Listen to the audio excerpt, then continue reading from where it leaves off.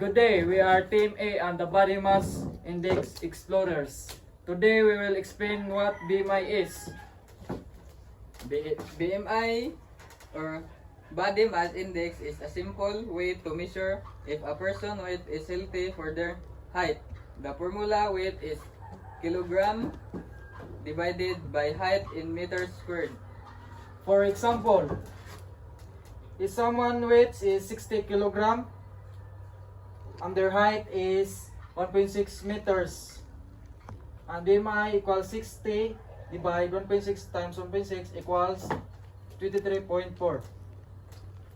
According to the BMI chart, 23.4 falls under normal weight. This means the person's weight is healthy for their height. Maintaining A healthy BMI is important because it lowers the risk of diseases, keeps our energy level stable, and helps both our physical and mental health. Kisan B mo kaning B.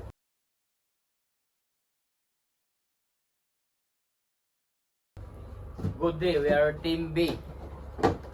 The stress management strategies. Our stress scenario is exam pressure.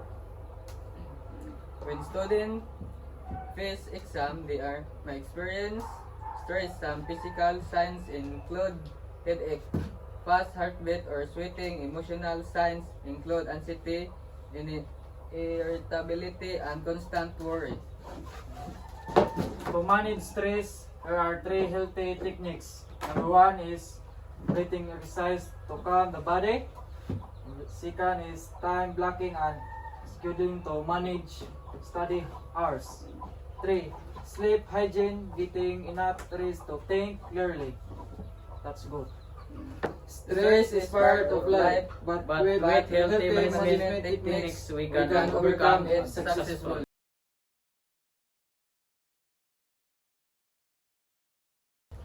Team C, Coping Strategy Creators. We are Team C. The coping strategy creators. Coping strategies are the ways people deal with stress. There are 2 types of positive, adaptive, and negative and maladaptive.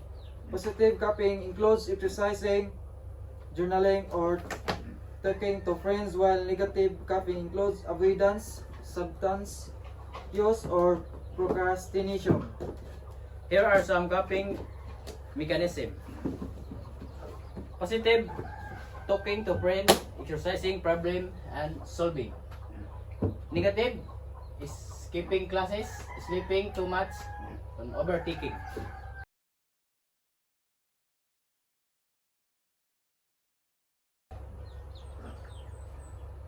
I don't know what to do. Exam are tomorrow and I feel so overwhelmed. It's okay. Let's make study plan together. We can focus on one subject at one time. See, talking to our friends a positive coping strategy because it gives you support and reduce stress. This shows that Choosing positive coping strategies help us stay healthy and productive. In summary, we learned about body mass index, how to manage stress, and how to use positive coping strategies. With this, we can stay healthy both physically and mentally. Thank you for watching our presentation.